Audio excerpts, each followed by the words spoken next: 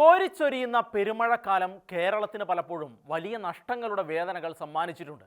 എന്നാൽ അതെല്ലാം അപ്പോൾ അതിജീവിക്കാൻ കേരളത്തിലെ ജനങ്ങൾക്ക് കഴിഞ്ഞിട്ടുമുണ്ട്. പക്ഷേ കഴിഞ്ഞ ജൂലൈയിലെ ഒരു നനഞ്ഞ പ്രഭാതത്തിൽ കോരിച്ചൊരിയുന്ന മഴയ്ക്കൊപ്പം പെയ്തിറങ്ങിയ ഒരു വലിയ നഷ്ടം ഇപ്പോഴും കേരളത്തിലെ ഭൂരിപക്ഷം ജനങ്ങളുടെയും മനസ്സിൽ തോരാ കണ്ണീരായി പെയ്തുകൊണ്ടിരിക്കുകയാണ്. ആദർശ രാഷ്ട്രീയത്തിൻ്റെ ആൾരൂപമായി സൗമ്യതയും സ്നേഹവും മുഖമുദ്രയാക്കി ആരെയും കീഴടക്കുന്ന പുഞ്ചിരിയോടെ പാവങ്ങളുടെ കണ്ണീരൊപ്പാൻ ഒരു മനുഷ്യജന്മൻ മുഴുവൻ ഉഴിഞ്ഞുവെച്ച ഉമ്മൻചാണ്ടി എന്ന കാരുണ്യത്തിൻ്റെ മനുഷ്യരൂപം നിത്യവിശ്രമത്തിനായി മിഴികൾ അടച്ചിട്ട് ഒരു വർഷം പൂർത്തിയാവുകയാണ്. കാരുണ്യം പെയ്തിറങ്ങിയ ജനസമ്പർക്കം അടക്കമുള്ള ജനകീയ പരിപാടിയിൽ പാവങ്ങളുടെ സങ്കടങ്ങൾക്ക് പരിഹാരം കാണാൻ ഊണും ഉറക്കവും ഉപേക്ഷിച്ച് ദിവസങ്ങൾ ഒരേ നിൽപ്പ് നിന്നപ്പോൾ പോലും 2 ഗ്ലാസ് കഞ്ഞിവെള്ളം മാത്രമായിരുന്നു ആ മനുഷ്യസ്നേഹിയുടെ ഊർജസ്രോതസ്. ഉമ്മൻചാണ്ടി എന്ന ആ പൊതുപ്രവർത്തകൻ പര്യവശേഷിപ്പിച്ച അഭാവത്തെയും അപരിഹാര്യമായ ശൂന്യതയെയും അടയാളപ്പെടുത്താൻ പോലുമാകാതെ ഇന്നും കേരളം തേങ്ങുകയാണ്. ഏത് വീക്ഷണ കോണുകളിലൂടെ അളന്നാലും ഇവിടുത്തെ ഒരു രാഷ്ട്രീയ നേതാവിനും ഒന്ന് സങ്കല്പിക്കാൻ പോലുമാകാത്ത തരത്തിൽ ഉജ്ജ്വലമായ രാഷ്ട്രീയ സേവനവും പൊതുപ്രവർത്തനവും കാഴ്ചവെച്ച മുഖ്യമന്ത്രിയും രാഷ്ട്രീയ നേതാവും പൊതുപ്രവർത്തകനും ഒക്കെയായിരുന്നു പുതുപ്പള്ളിക്കാരുടെ കുഞ്ഞൂഞ്ഞെന്ന കേരളത്തിൻ്റെ പ്രിയപ്പെട്ട OC. അദ്ദേഹം ഉയർത്തിപ്പിടിച്ച കൊടിയിൽ കൈപ്പത്തി ചിഹ്നത്തിനപ്പുറത്ത് വ്യക്തതയോടെ തെളിഞ്ഞു നിന്നത് കാരുണ്യവും കരുതലുമായിരുന്നു. സൗമ്യതയും ക്ഷമയും പുഞ്ചിരിയുമായിരുന്നു അദ്ദേഹത്തിൻ്റെ വാളും പരിചയും.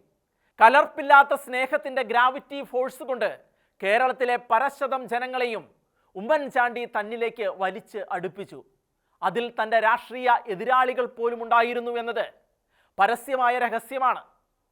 സോളാർ സമരകാലത്ത് കണ്ണൂർ വെച്ച് കരിങ്കല്ലുകൊണ്ട് എറിഞ്ഞ് തൻ്റെ നെറ്റി തുളച്ച 2 CPM MLA-മാരുടേതടക്കം 113 പ്രതികളിൽ ആരെയും അറിയില്ലെന്ന് കോടതിയിൽ പറയാനും കുറ്റക്കാരായി കോടതി വിധിച്ചതിൽ ഒരാളായ COT നസീറിൻ്റെ കരം ഗ്രഹിച്ച് മാപ്പ് കൊടുക്കാനും ഉമ്മൻചാണ്ടിക്കല്ലാതെ ആർക്കാണ് കഴിയുക?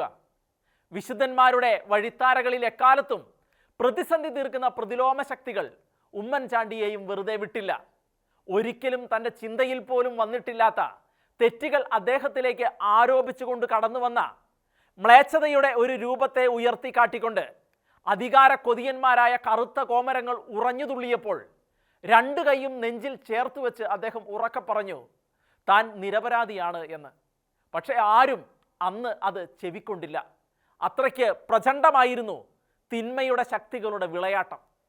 അവർ തന്നെ ഒരുക്കിയ അന്വേഷണ കമ്മീഷന്റെ മുന്നിൽ ആ മഹാനുഭാവൻ പുഞ്ചിരിയോടെ 2 ദിവസം ഇരുന്നു കൊടുത്തു. അദ്ദേഹത്തിൽ ഒരു കുറ്റവും കണ്ടെത്താൻ അവർക്ക് ആർക്കും കഴിഞ്ഞില്ല.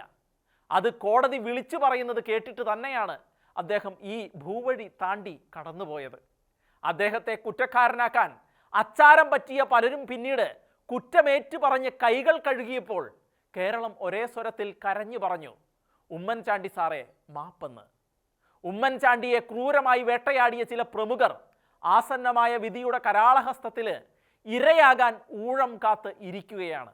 അതിൻ്റെ തുടക്കമായി എന്നതിൻ്റെ പ്രകമ്പനങ്ങൾ കേരളത്തിൻ്റെ അന്തരീക്ഷ മണ്ഡലത്തിൽ ഇപ്പോൾ മുഴങ്ങി കേൾക്കുന്നുമുണ്ട്. അത് ഏവരും കാണുക തന്നെ ചെയ്യും. വിഴിഞ്ഞം പദ്ധതി മാത്രമല്ല, ആധുനിക കേരളത്തിലെ പല പദ്ധതികളുടെയും ഫാദർഷിപ്പ് ഉമ്മൻചാണ്ടിക്ക് അവകാശപ്പെട്ടതാണ്. അത് കേരളത്തിലെ ജനങ്ങൾക്ക് അറിയുകയും ചെയ്യാം. 1943 ഒക്ടോബർ 31 പുതുപ്പള്ളി കരോട്ട് വള്ളക്കാലിൽ ചാണ്ടിയുടെയും ബേബിയുടെയും മകനായി കോട്ടയം ജില്ലയിലെ കുമരകത്ത് ജനിച്ച് പുതുപ്പള്ളി സെയിൻറ്റ് ജോർജ് ഹൈസ്കൂളിലെ പഠനകാലത്ത് ബാലജനസഖ്യത്തിലൂടെ തുടങ്ങിയ തൻ്റെ പൊതുപ്രവർത്തനം കോട്ടയം CMS, ചങ്ങനാശ്ശേരി SB എന്നീ കോളേജുകളിലും എറണാകുളം ലോ കോളേജിലും നടത്തിയ ബിരുദ പഠന കാലത്ത് കൂടുതൽ മൂർച്ചയുള്ളതാവുകയും യൂത്ത് കോൺഗ്രസിലൂടെ കോൺഗ്രസിൻ്റെ നേതൃനിരയിലേക്ക് എത്തുകയുമായിരുന്നു അദ്ദേഹം. മികച്ച സംഘാടകനും നേതാവുമായിരുന്ന ഉമ്മൻചാണ്ടിക്ക് പ്രശ്നങ്ങളിൽ അതിവേഗം തീർപ്പ് ഉണ്ടാക്കുവാനുള്ള അനിതര സാധാരണമായ വൈഭവം കൈമുതലായി ഉണ്ടായിരുന്നു.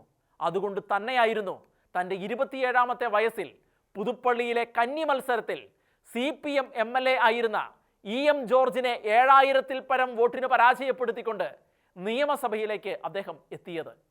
അത് ശബ്ദായമാനമായ ഒരു രാഷ്ട്രീയ ഘോഷയാത്രയുടെ തുടക്കമായിരുന്നു എന്നതിനാണ് കേരളം പിൽക്കാലത്ത് സാക്ഷ്യം വഹിച്ചത്.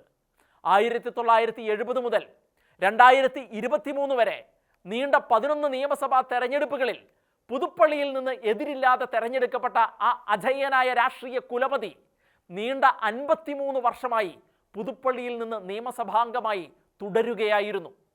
ആ പദവിയിൽ ഇരിക്കുമ്പോൾ തന്നെയായിരുന്നു അദ്ദേഹം വിടവാങ്ങിയതും.